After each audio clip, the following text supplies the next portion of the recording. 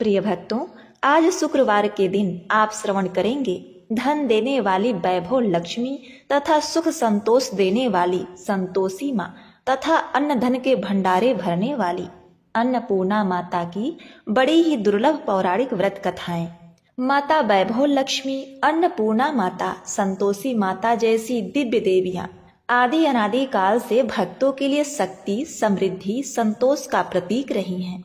इनकी कथा हमें सिखाती है कि जीवन में दान, सेवा, परिश्रम, पुण्य कर्म, संयम, संतोष कैसे प्राप्त करें। तो इन तीनों देवी माताओं की कथा का श्रवण करने वाले भक्तों के जीवन में तीनों माताओं के आशीर्वाद से सुख, समृद्धि, शांति, अखंड सौभाग्य का वरदान प्राप्त हो। तो माता रानी की भक्ति में भाव विभोर होकर कथा का श्रवण करें। सबसे पहले श्रवण करते हैं अन्न धन प्रदान करने वाली माता अन्नपूर्णा की कथा। माँ अन्नपूर्णा के चरण कमलों का ध्यान करते हुए कथा का रसपान करते हैं। अन्नपूर्णे सदा पूर्णे शंकर प्राण वल्लभे ज्ञान वैराग्य सिद्धांते भिक्षान देहि च पार्वती। प्राचीन काल की बात है। पुरुषोत्तमपुर नामक ग्राम में एक बहुत धर्मात्मा सेठ जी रहा करते थे। उनके 5 पुत्र और एक सबसे छोटी पुत्री थी और उसका नाम गौरी था। सेठ जी का भरा पूरा परिवार था। सेठ जी ने अपने सभी 5 पुत्रों का विवाह कर दिया था और जब छोटी बेटी गौरी विवाह के योग्य हुई तो उन्होंने उसका विवाह एक दूसरे नगर के अपने ही समान धनी परिवार में कर दिया। अब सेठ जी की पुत्री गौरी दुल्हन बनकर जिस घर में गई वह उसका पति अपने माता पिता का इकलौता पुत्र था। अब गौरी बड़े ही प्रसन्नता पूर्वक अपने ससुराल में रहने लगी। गौरी बड़ी ही सदाचारणी, गुणवान तथा रूपवती थी। एक दिन की बात है, जब 1.25 महीना हो गया तब सास ने गौरी को रसोई संभालने के लिए दे दिया। रसोई की सारी बातें समझा दी। गौरी अपने सासू माँ का पांव छूकर रसोई में प्रवेश करती है। तब सास ने कहा, बहू, रोज सुबह जल्दी उठकर पूजा पाठ करके रसोई में प्रवेश करना, फिर खाना बनाना। रोटी बनाते समय पहली रोटी गाय को, अंतिम रोटी कुत्ते को बनाना मत भूलना। इस प्रकार सास ने गौरी को सब कुछ समझा दिया। अब देखिए, गौरी 4 लोगों के लिए खाना बनाती है और खाना बनाकर अपने पूरे परिवार को खिलाती है। जब अंत में खुद खाने के लिए बैठी तब वह देखती है कि उसके लिए तो रोटी बची ही नहीं। अब क्या करे? वह चावल, दाल और सब्जी खाकर पानी पी लेती है। अब जब शाम होती है तब गौरी ने सुबह से ज्यादा आटा लगाया और रोटी सब्जी बनाकर रख देती है।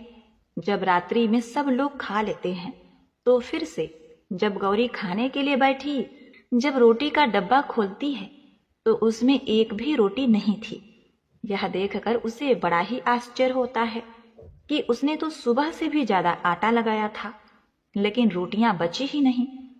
अब वह सिर्फ सब्जी खाकर पानी पीकर सो जाती है।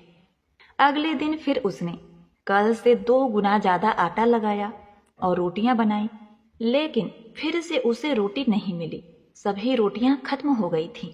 अब उस दिन भी आधे पेट खाना खाकर ही उसे रहना पड़ा। इसी प्रकार गौरी चाहे जितना भी आटा लगाती, रोटियां उसे नहीं बचती। यह हर रोज का काम हो गया था। वह सोचने लगी, आखिर कौन नहीं चाहता कि मैं रोटियां नहीं खाऊं, मेरा पेट ना भरे। गौरी इस आस में आटा ज्यादा गूंथती थी कि किसी न किसी दिन तो उसे रोटियां मिलेंगी, किंतु ऐसा नहीं होता है। ऐसा करते करते वह बहुत कमजोर, दुबली पतली हो गई। प्रिय भक्तगणों, ऐसे ही एक दिन की बात है, जब गौरी रसोई में सब्जियां काट रही थी तो गलती से चाकू से उसका हाथ कट जाता है और वह रोटियां नहीं बना पाती।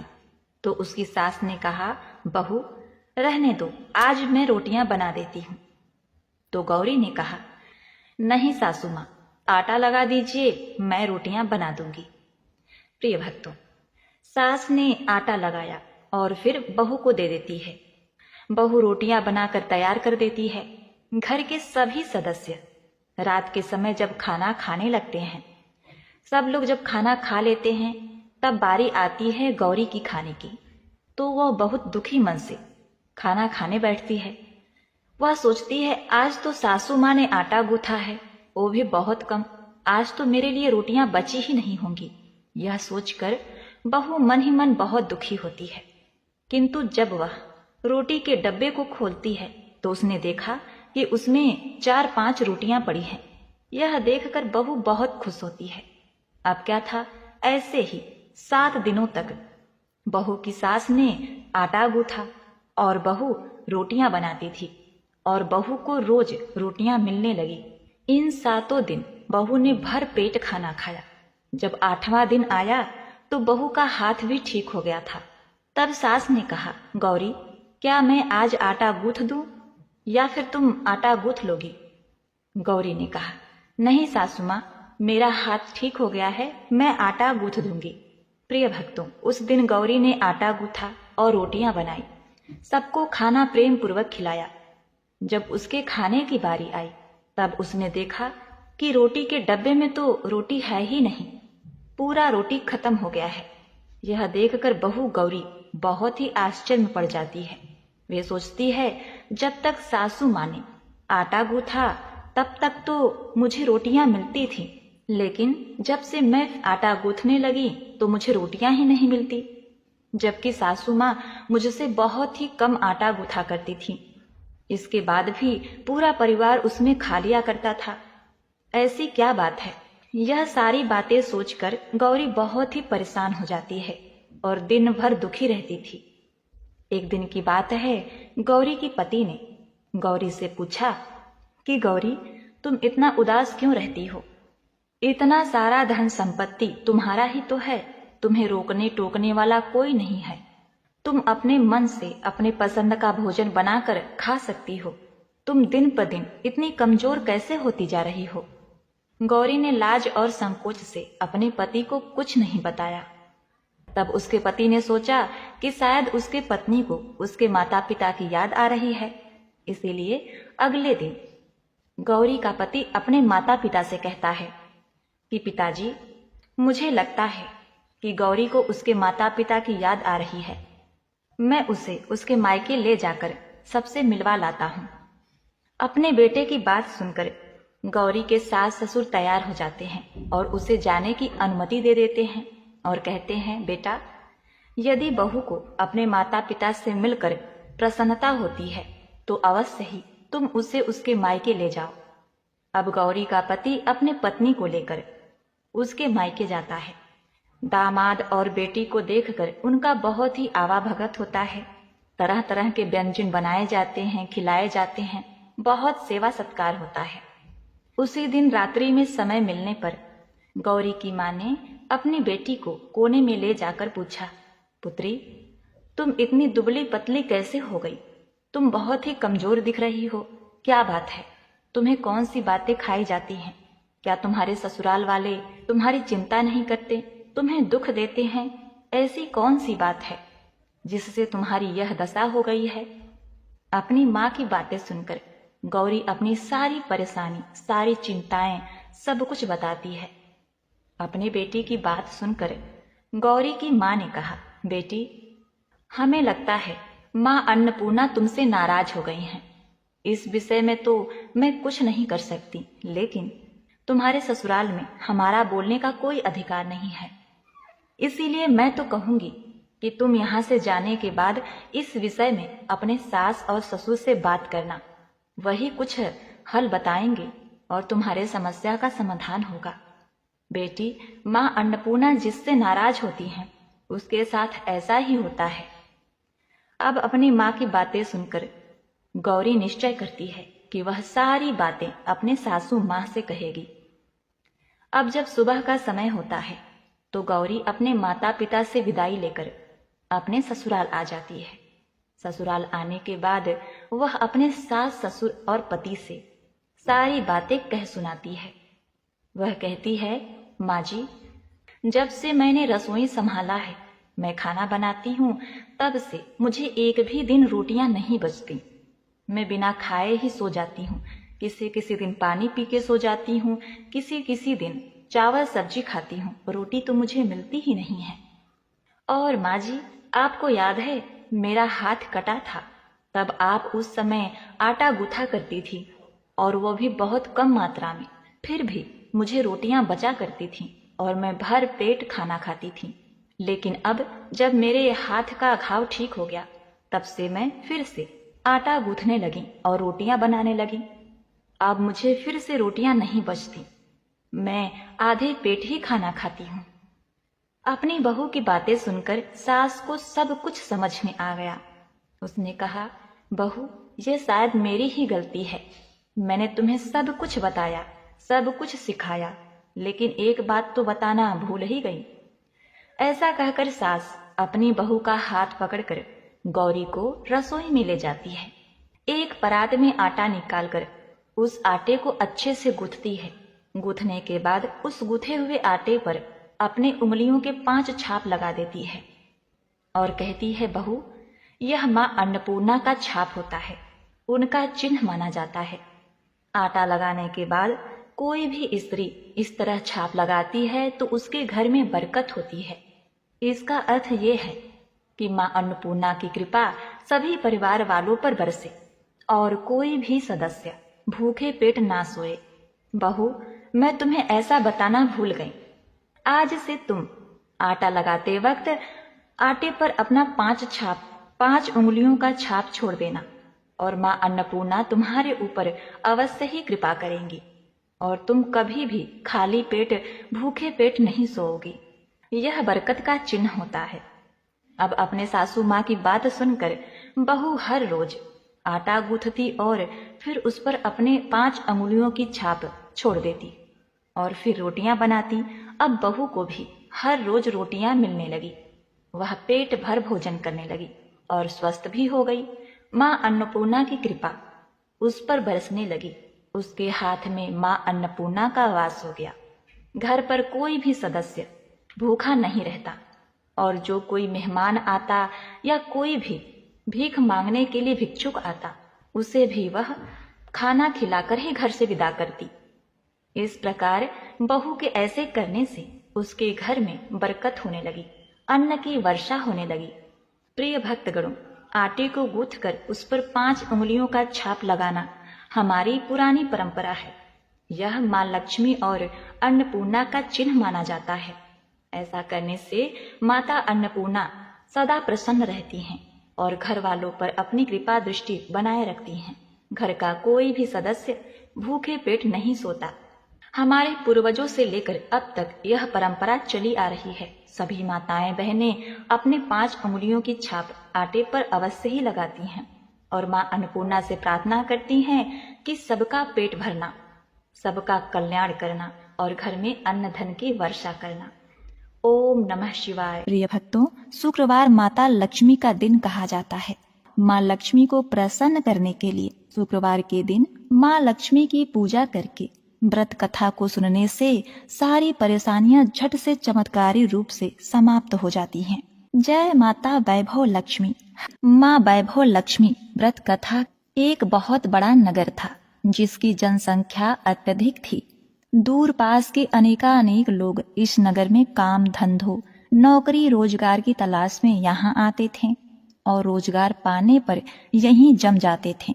ऐसे लोग अपने काम धंधों में ऐसे व्यस्त रहते थे कि अपने अतिरिक्त किसी की परवाह ही नहीं करते थे। लोभ स्वार्थ ने घर के सदस्यों से भी प्रेम व्यवहार कम कर दिया था। ममता प्यार दया सहानुभूति परोपकार जैसे संस्कार बहुत कम हो गए थे। पूजा पाठ दिखावे एवं स्वार्थ पूर्ति के लिए होने लगे थे। श्रद्धा पूर्वक भक्ति भाव से प्रभु भजन एवं कीर्तन नाम मात्र के ही थे। हेरा फेरी बेईमानी शराब जुआ और व्यभिचारी आदि धर्म विरुद्ध कार्यों को ही लोग जीवन का सुख मानते थे। सादा जीवन और उच्च विचार की शिक्षा पुरानी पड़ गई थी।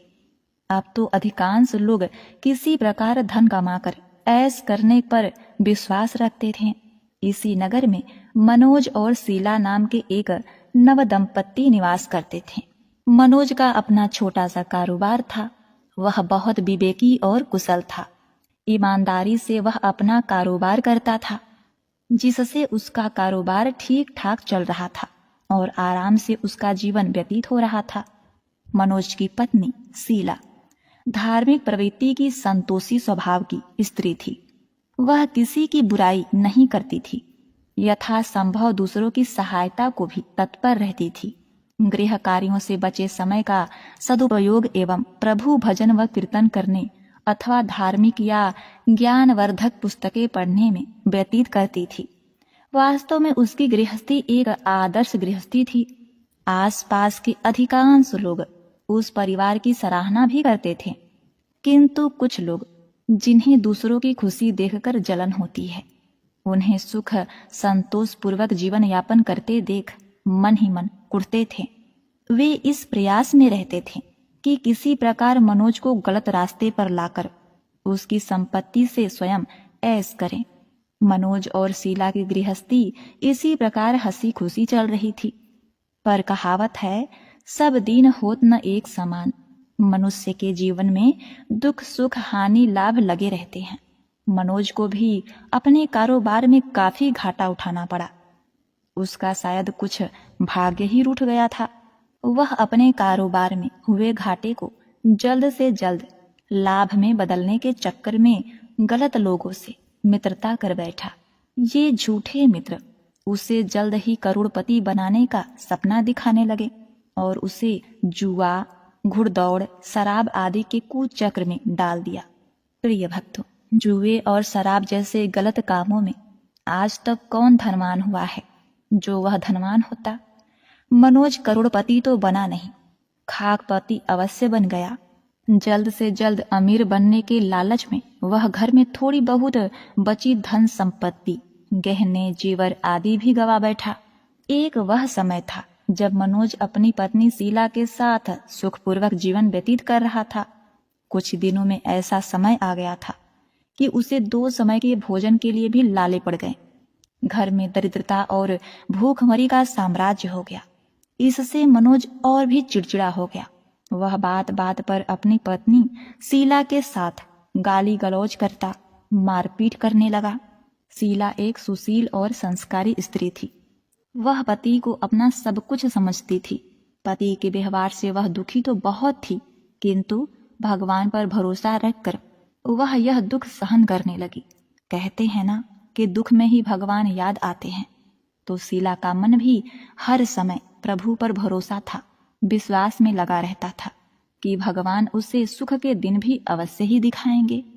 एक दिन दोपहर को शीला दुखी हृदय से भगवान को याद कर रही थी कि हे प्रभु, हम तेरे छोटे बच्चे हैं, हमारी गलतियां और अपराधों को क्षमा करो। हे भगवान, मेरे पति को सद्बुद्धि दो। प्रिय भक्तों, अभी वह ऐसा कह ही रही थी कि अचानक किसी ने उसके द्वार पर दस्तक दी। शीला विचार मग्न हो गई कि इस समय मुझ गरीब के घर में कौन आया होगा। सगे संबंधियों और यार दोस्तों ने पहले ही किनारा कर लिया था। फिर भी द्वार खोल दिया।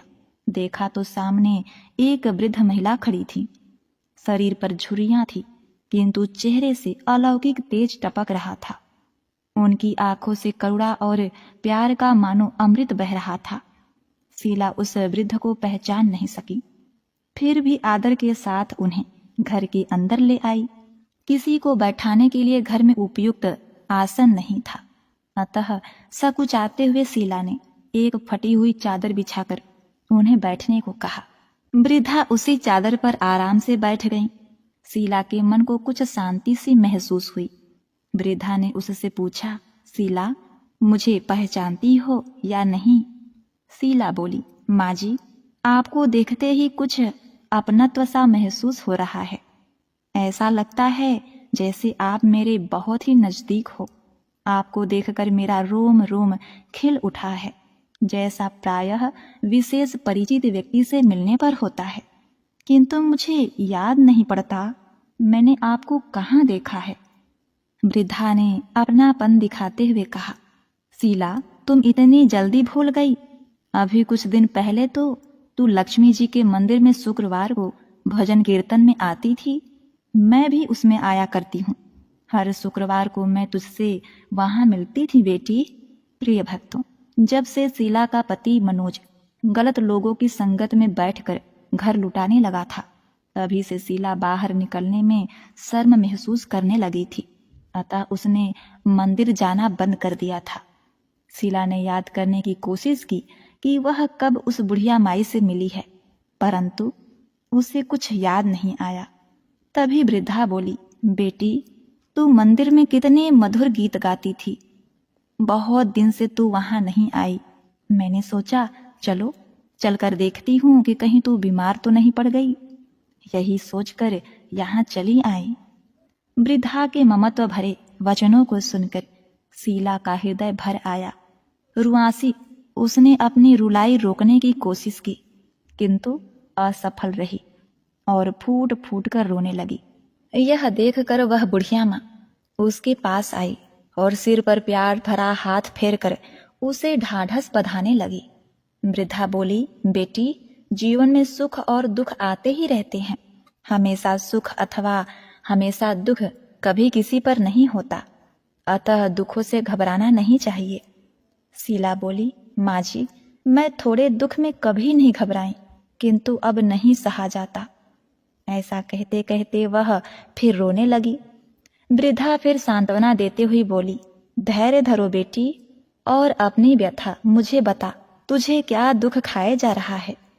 इस प्रकार बताने से तेरा मन भी हल्का हो जाएगा और मुझसे जो हो सकेगा तो मैं तेरे दुख दर्द का उपाय बता दूंगी।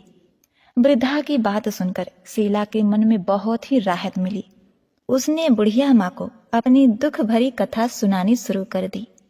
वह बोली, माँ जी, पहले मेरे घर में बहुत सुख शांति थी। मेरे पति ईमानदार और सुशील थे। भगवान की कृपा से मेरे घर में खुशियां ही खुशियां थी। किसी भी कार्य में हमें कभी धन की कमी महसूस नहीं होती थी। अचानक हमारे भाग्य पलट गए। मेरे पति को अपने कारोबार में घाटा हुआ। अधिक धन कमाने के चक्कर में वे बुरे लोगों के संगत में आ गए और वे जुआ, शराब, रेस और बहुत से अन्य कुकर्मों में फंस गए। इस प्रकार उन्होंने अपना सब कुछ गवा दिया। आज हम बिल्कुल कंगाल हो गए। अब तक जैसे तैसे घर की छोटी मोटी चीजें बेचकर अपना गुजारा करते रहे। अब तो घर की वह वस्तुएं भी समाप्त हो गईं। हम दर दर की ठोकरें खाने वाले भिखारी हो गए। वृद्धा बोली, बेटी, कर्म की गति बड़ी ही न्यारी होती है। मनुष्य यदि अच्छे कर्म करे तो उसे दुख नहीं उठाने पड़ते। कुछ पिछले जन्मों के कारण लाभ हानि अथवा सुख दुख मनुष्य पर आते हैं। ऐसे में वह संयम से काम ले और भगवान पर भरोसा रखे तो शीघ्र ही उस दुखों से पार पा लेता है। बेटी, तेरे दिन भी अवश्य ही फिरेंगे। मैं तुझे उपाय बताती हूँ। तू भगवती महालक्ष्मी की भक्त है। वे तो स्वयं धन की देवी और प्रेम तथा करुणा की अवतार हैं। अपने भक्तों पर उनकी कृपा सदा बनी रहती है। अब तू उन्हीं महालक्ष्मी जी का व्रत कर, ये अवश्य ही तेरा कष्ट दूर करेंगी। बुढ़िया माँ की बात सुनकर शीला बहुत प्रसन्न हुई। उसने पूछा, माँ जी, श्री महालक्ष्मी जी का व्रत कैसे किया जाता है? यह मुझे समझाकर कहो, मैं इस व्रत को अवश्य ही करूंगी। बुढ़िया ने कहा, बेटी, श्री महालक्ष्मी जी का व्रत बहुत ही सरल तरीके से किया जाता है। इसके करने से धन संपत्ति, सुख, वैभव और यश प्राप्त होता है। कुंवारी कन्याओं को मनचाहा पति मिलते हैं, निसंतान को संतान मिलता है, खोई हुई वस्तु वापस मिलती है। कोई अन्य मनोकामनाएं भी इस व्रत को करने से पूर्ण हो जाती है। धन और वैभव प्रदान करने के कारण ही देवी महालक्ष्मी को धन श्री लक्ष्मी अथवा वैभव लक्ष्मी भी कहा जाता है। शुक्रवार देवी का दिन होता है, इसीलिए यह व्रत शुक्रवार को ही किया जाता है। व्रत करने वाले को सुबह स्नान आदि से निवृत्त होकर भगवती महालक्ष्मी, माँ जय वैभव लक्ष्मी माँ का निरंतर जप करते रहना चाहिए। सायंकाल अपने घर के एक कोने में चौका लगाकर अथवा साफ करके एक पट्टा रखो। उसके ऊपर एक साफ कपड़ा बिछाकर उस पर थोड़े से चावल रखो। फिर एक लोटे में जल लेकर उन चावलों के ऊपर रखो। लोटे के ऊपर एक कटोरी रखो। उस कटोरी में सोने या चांदी का कोई आभूषण रखो। अगर कोई आभूषण न हो तो 1 रुपए का सिक्का भी कटोरी में रखा जा सकता है। इसके बाद एक घी का दीपक और धूप बत्ती जलाकर रखो। एक बर्तन में थोड़ा मीठा प्रसाद के रूप में रखो। प्रसाद में बतासे अथवा गुड़ भी रखा जा सकता है। पट्टे के ऊपर लोटे के पास सोने, चांदी या तांबे पर बना श्री यंत्र भी रखो। यदि धातु का श्री यंत्र घर में नहीं हो तो कागज पर छपे श्री यंत्र को भी रखा जा सकता है। बेटी, भगवती लक्ष्मी को श्री यंत्र अत्यंत ही प्रिय है। पूजा करने और कथा कहने के लिए पट्टे के पास पूर्व की ओर मुंह करके बैठो। सबसे पहले श्री यंत्र को हाथ जोड़कर श्रद्धा पूर्वक नमस्कार करो। फिर वैभव लक्ष्मी के ध्यान मंत्र को पढ़कर भगवती लक्ष्मी जी की स्तुति करो। जिन्हें संस्कृत में भी ध्यान व मंत्र कहने में कठिनाई हो, वे सरल भाषा में भी ध्यान व स्तुति कर सकते हैं। भगवती महालक्ष्मी दिखावे की नहीं बल्कि भाव की भूखी होती हैं। उनके पश्चात कटोरी में रखे आभूषण या रुपए पर हल्दी, कुमकुम और चावल चढ़ाओ। फिर दोनों हाथों से लाल रंग के पुष्प अर्पित करके प्रसाद का भोग लगाओ। धूप और दीप दिखाओ। पुनः लक्ष्मी जी का स्तुति करके लक्ष्मी महिमा गाओ और आरती उतारो। फिर मन ही मन सच्चे हृदय से जय महालक्ष्मी माँ का 11 बार उच्चारण करो। इसके बाद 11 या 21 शुक्रवार को व्रत का संकल्प लेकर अपनी मनोकामना पूरी करने के लिए माँ से हाथ जोड़कर विनती करो। अंत में माँ का प्रसाद बांट दो।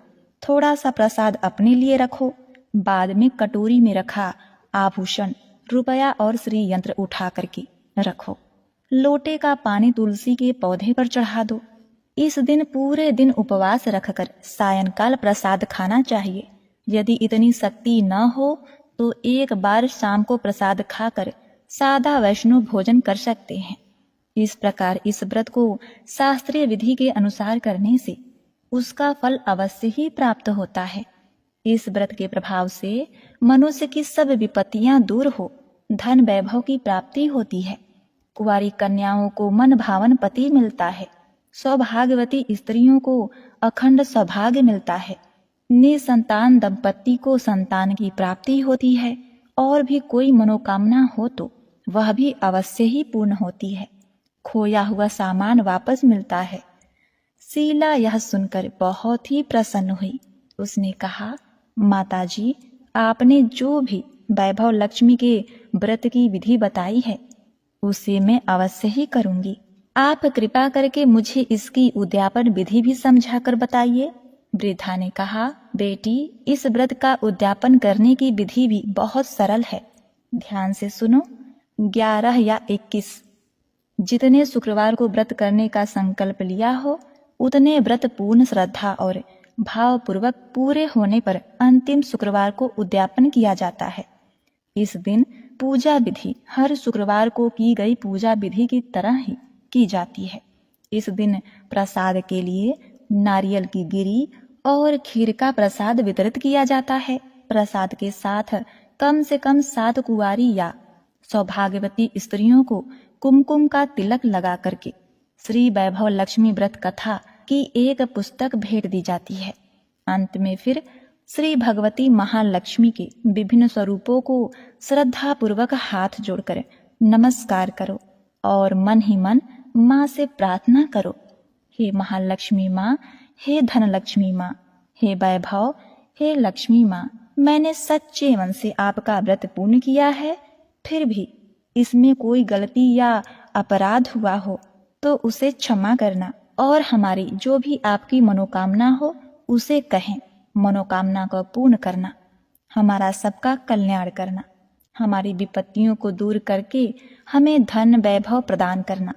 हे देवी माँ, आपकी महिमा अपरंपार है। बुढ़िया माँ से श्री वैभव लक्ष्मी के व्रत की शास्त्रीय विधि सुनकर शीला का मन मयूर जैसे नाच उठा। उसे लगा मानो उसे मन मांगी मुरादें मिल गई है। उसने तत्काल अपने आंखें मूंद करके मन ही मन संकल्प लिया कि हे वैभव लक्ष्मी माँ, मैंने आपका 21 शुक्रवार तक बुढ़िया माँ द्वारा बताई गई शास्त्रीय विधि के अनुसार व्रत और उद्यापन करूंगी। इस प्रकार संकल्प करके जैसे ही शीला ने आंखें खोली तो क्या देखती है कि वृद्धा माँ को कमरे में नहीं पाया। उसने घर के बाहर जाकर देखा किंतु वहां भी उसे कहीं माजी दिखाई नहीं दी। उसे बहुत ही आश्चर्य हुआ कि थोड़ी ही देर में कहाँ गायब हो गई। प्रिय भक्तों, वास्तव में वे साक्षात भगवती महालक्ष्मी थी, जो अपने भक्त शीला को वृद्धा का भेष रखकर रास्ता दिखाने आई थी। अगले ही दिन शुक्रवार था। शीला सुबह नहा धोकर मन ही मन जय महालक्ष्मी माँ, जय वैभव लक्ष्मी माँ का जाप करने लगी। सायंकाल वह वैभव लक्ष्मी माँ की पूजा करने बैठी। घर में कोई आभूषण नहीं था। आभूषण के नाम पर उसकी नाक में एकमात्र लौंग ही बची थी। उसने वही निकालकर धोकर कटोरी में रख दी। घर में थोड़ी शक्कर रखी थी, उसका प्रसाद बनाया और फिर बुढ़िया माँ के द्वारा बताई गई शास्त्रीय विधि के द्वारा वैभव लक्ष्मी माता का पूजन किया। पूजन के पश्चात उसने प्रसाद अपने पति मनोज तथा अन्य लोगों को वितरित किया। अंत में स्वयं ग्रहण किया। श्री वैभव लक्ष्मी माँ का प्रसाद खाते ही मनोज के स्वभाव में परिवर्तन आ गया। उसका चिड़चिड़ापन कम हो गया और उसका मन कुकर्मों से दूर होकर कारोबार जो पहले बिल्कुल ठप हो गया था फिर से उसमें जम गया। 21वें शुक्रवार को शीला ने बुढ़िया माँ द्वारा बताई गई शास्त्रीय विधि के अनुसार उद्यापन किया और 11 स्त्रियों को भी वैभव लक्ष्मी व्रत की पुस्तकें भेंट दी।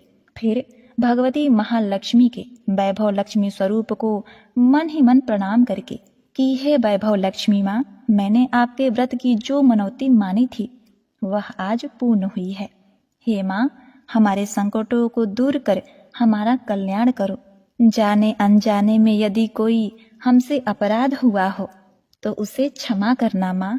हमें धन संपत्ति और वैभव प्रदान करना, हमें समृद्धि देना। हे माँ, आपकी महिमा अपरंपार है, आपकी सदा जय हो। प्रिय भक्तगणों, इस प्रकार व्रत पूर्ण होने के बाद कुछ ही दिनों में मनोज के कारोबार में अच्छा लाभ होने लगा। उसने शीला को उसके जेवर वापस दिला दिए। घर में पहले जैसे सुख शांति आ गई। श्री वैभव लक्ष्मी माँ के प्रताप को देखकर अन्य बहुत सी औरतों ने उसका विधि पूर्वक व्रत किया और मन भावन फल प्राप्त किए।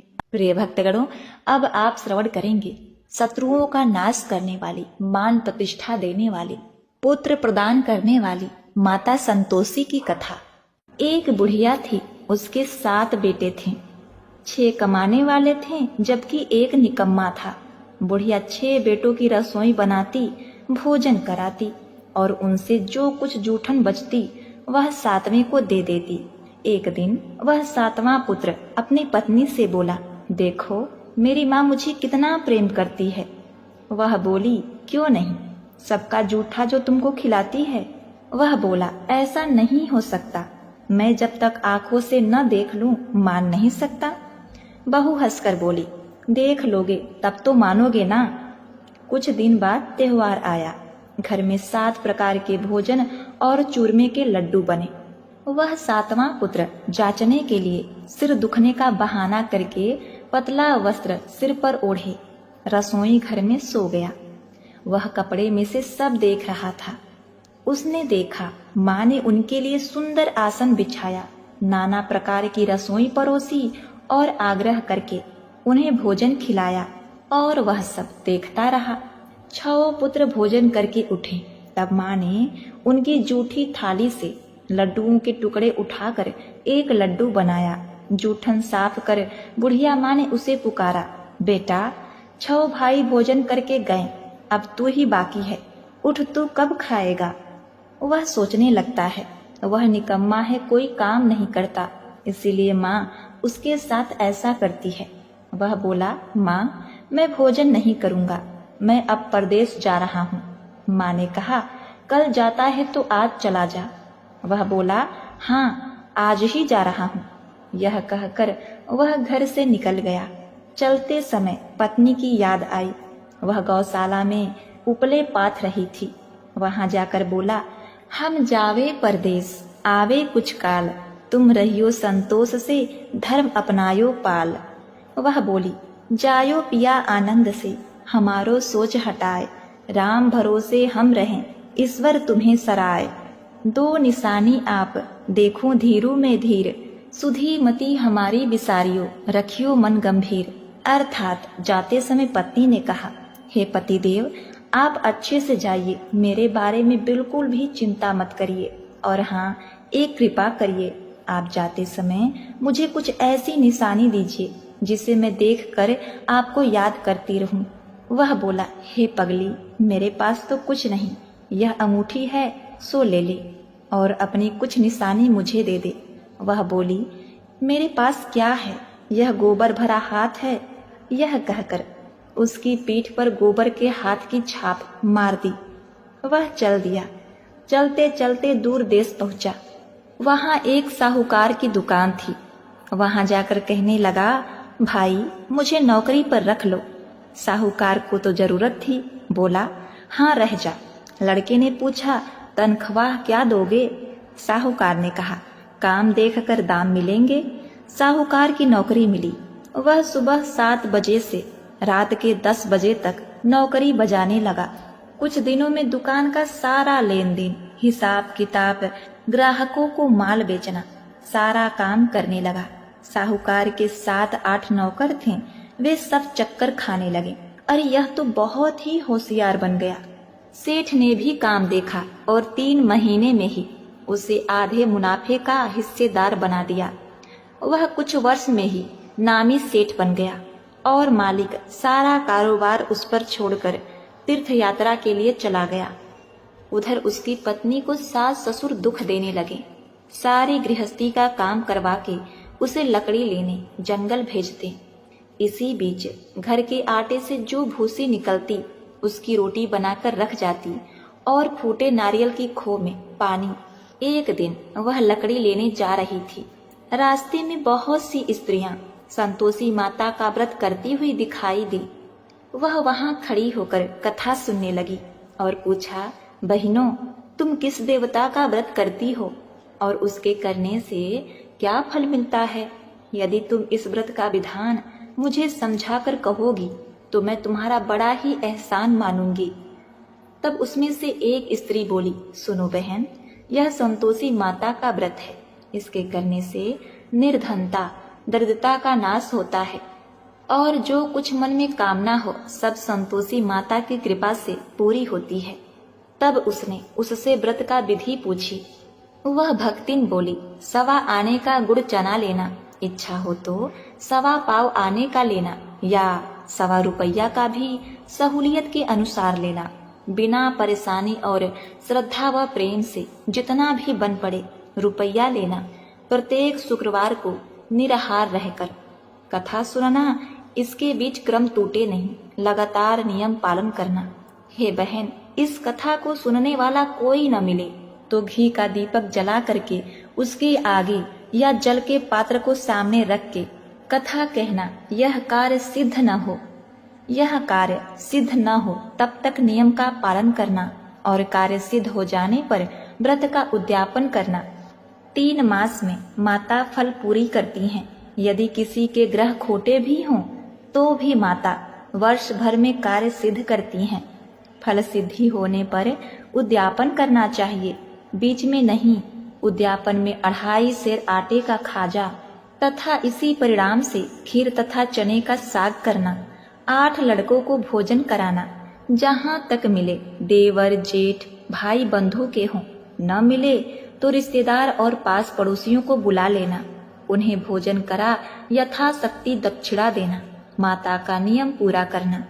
उस दिन घर में खटाई न खाना। यह सुनकर बुढ़िया के लड़के की बहू चल दी। रास्ते में लकड़ी के बोझ को बेच दिया और उस पैसों से गुड़ चना ले माता के व्रत की तैयारी कर आगे चली और सामने मंदिर देख पूछने लगी, यह मंदिर किसका है? सब कहने लगे, संतोषी माता का मंदिर है। यह सुनकर माता के मंदिर में जाकर चरणों में लौटने लगी।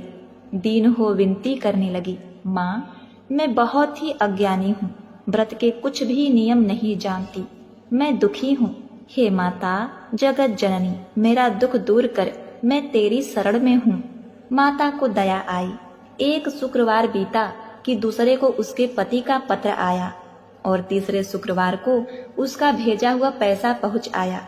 यह देख जेठ जेठानी मुंह सिकोड़ने लगे। जेठ जेठानी के लड़के उसे ताने देने लगे। काकी के पास तो अब पत्र भी आने लगा, रुपया आने लगा, अब तो काकी की खातिर बढ़ेगी। अब देखिए बेचारी सरलता से कहती, भैया कागज आवे रुपया आवे, हम सबके लिए अच्छा है।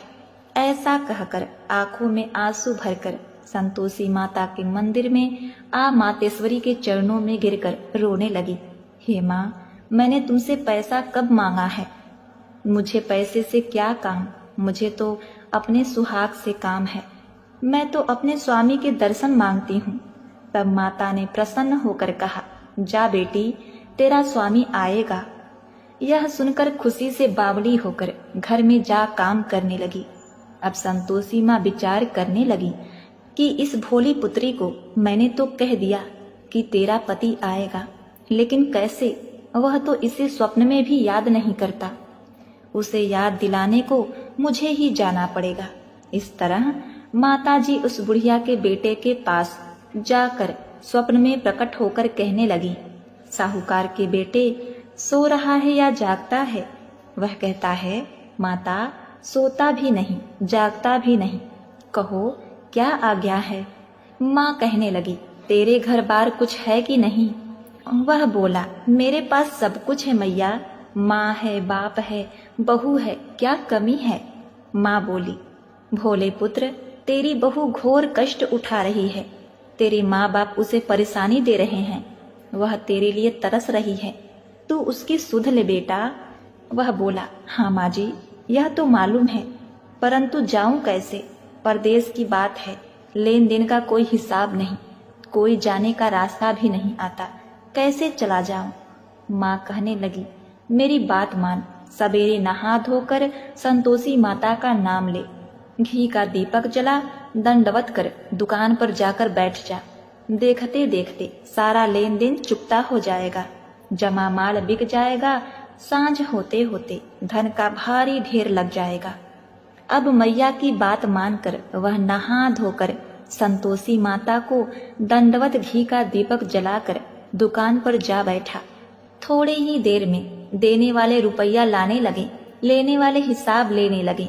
कोठरी में भरे सामान की खरीदार नगद दाम से सौदा करने लगे। शाम तक धन का भारी ढेर लग गया। मन में माता का नाम ले चमत्कार देखकर प्रसन्न हो घर ले जाने के वास्ते गहना कपड़ा सामान खरीदने लगा। यहाँ काम से निपट तुरंत घर को रवाना हुआ। उधर उसकी पत्नी जंगल में लकड़ी लेने जाती है। लौटते वक्त माता जी के मंदिर में विश्राम करती है। वह तो उसके प्रतिदिन रुकने का स्थान जो ठहरा। धूल उड़ती देख वह माता से पूछती है, हे माता, यह धूल कैसे उड़ रही है? माता कहती है, हे पुत्री, तेरा पति आ रहा है। अब तू ऐसा कर कि लकड़ियों के 3 बोझ बना ले, एक नदी के किनारे रख और दूसरा मेरे मंदिर।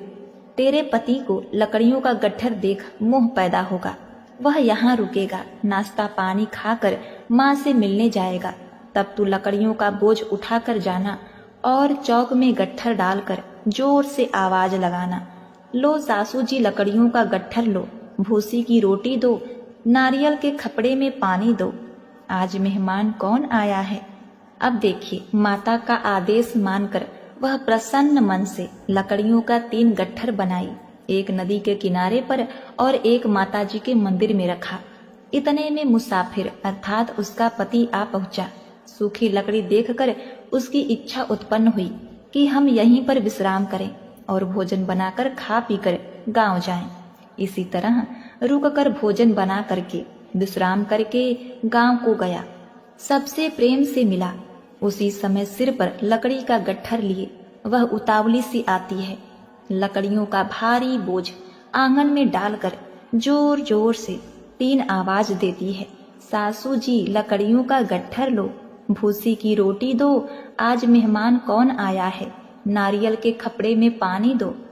यह सुनकर उसकी सास बाहर आकर अपने दिए हुए कष्टों को भुलाने हेतु कहती है, बहू ऐसा क्यों कहती है?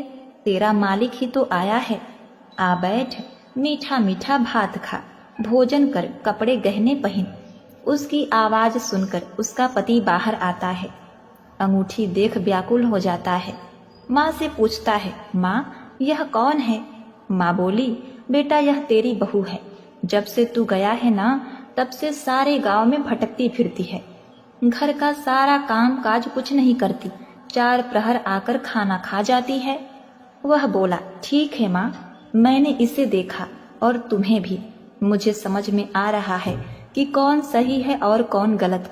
अब दूसरे घर की ताली दो, उसमें मैं रहूंगा। माँ बोली, ठीक है, जैसी तेरी मर्जी। तब वह दूसरे मकान की तीसरी मंजिल का कमरा खोल के सारा सामान जमाता है। एक ही दिन में राजा के महल जैसा ठाट बाट बन गया। अब क्या था, बहुत सुख भोगने लगी। इतने में शुक्रवार आया। उसने अपने पति से कहा, हे प्राणनाथ, मुझे संतोषी माता के व्रत का उद्यापन करना है। पति बोला, खुशी से कर लो। वह उद्यापन की तैयारी करने लगी। जेठानी के लड़के को भोजन के लिए कहने गई। उन्होंने मंजूर भी किया, परंतु पीछे से जेठानी ने अपने बच्चों को सिखाया, देखो भोजन के समय खटाई मांगना, जिससे उसका उद्यापन पूरा ना हो सके। अब देखिए, लड़के भोजन करने आए, खीर खाया, पेट भर खाना खाया, परंतु बाद में खाते ही कहने लगे, हमें खटाई दो, खीर खाना हमको नहीं भाता, खीर को देखकर अरुचि होती है।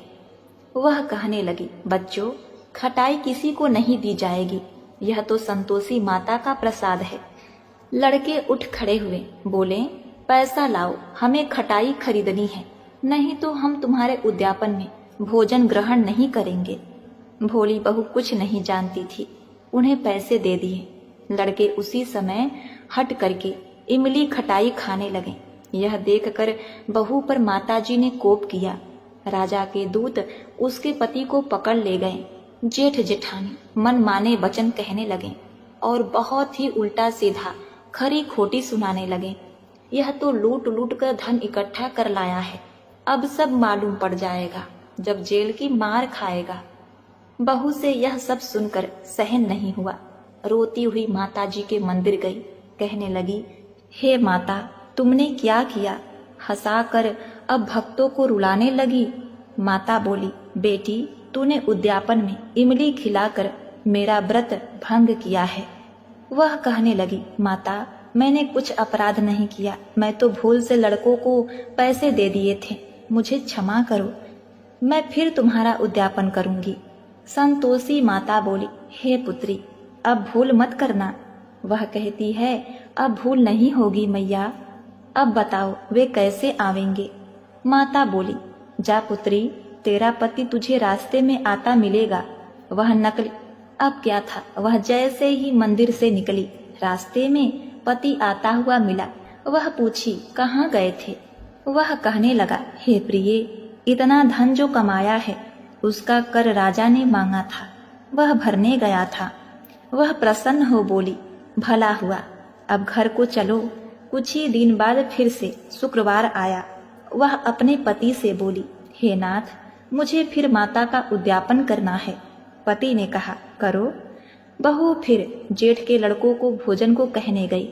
जेठानी ने 1-2 बातें सुनाई और सब लड़कों को सिखाने लगी, तुम सब लोग पहले से ही खटाई मांग लेना। अब देखिए, लड़के भोजन करने के लिए जाते हैं और भोजन से पहले कहने लगे, हमें खीर नहीं खानी, हमारा जी बिगड़ता है, कुछ खटाई खाने को दो। वह बोली, हे पुत्रों, खटाई किसी को नहीं मिलेगी, आना है तो आओ, नहीं तो वह ब्राह्मण के लड़के लाकर भोजन करा लेगी। जेठानी के सभी लड़के वहां से चले गए। वह बहू ब्राह्मणों के लड़कों को लाती है और उन्हें भोजन कराती है। यथाशक्ति दक्षिणा की जगह 1-1 फल दिया। संतोषी माँ प्रसन्न हुई। माता की कृपा होने से 9वें मास में उसके चंद्रमा के समान सुंदर पुत्र प्राप्त हुआ। पुत्र को पाकर प्रतिदिन माताजी के दर्शन को जाने लगी। माँ ने सोचा, यह रोज आती है, आज क्यों न इसके घर चलूं? यह विचार करके माता ने भयानक रूप बनाया। गुड़ चने से सना मुख, ऊपर सूंड के समान होठ, उस पर मक्खियां भिन भिन कर रही थी। देहली पर जैसे ही पैर रखती हैं, उसकी सास चिल्लाई, अरे देखो रे, कोई चुड़ैल डाकिनी चली आ रही है, लड़को इसे भगाओ, नहीं तो किसी को खा जाएगी। लड़के भागने लगे, चिल्ला चिल्लाकर खिड़की बंद करने लगे। बहू सब कुछ रोशनदान में से देख रही थी। प्रसन्नता से पगली बनकर चिल्लाने लगी, आज मेरी माताजी मेरे घर आई हैं। वह अपने बच्चे को दूध पिला रही थी और दूध पिलाने से हटाती है। इतने में सास का प्रकोप फूट पड़ा। वह बोली, क्या उतावली हुई है, बच्चे को पटक दिया। इतने में माँ के प्रताप से लड़के ही लड़के नजर आने लगे। वह बोली, सासू माँ, मैं जिसका व्रत रखती हूँ यह संतोषी माता है। सबने माता जी के चरण पकड़ लिए और विनती करके कहने लगे, हे माता, हम मूर्ख हैं, अज्ञानी हैं, तुम्हारे व्रत की विधि हम नहीं जानते। व्रत भंग कर हमने बड़ा अपराध किया। जगमाता, आप हमारा अपराध क्षमा करो। इस प्रकार माता प्रसन्न हुई। हे संतोषी माता, बहू को प्रसन्न हो, जैसा फल दिया वैसा माता सबको देना। इस कथा को पढ़ने वाले, सुनने वाले तथा हुंकार भरने वालों को देना। जय माता संतोषी।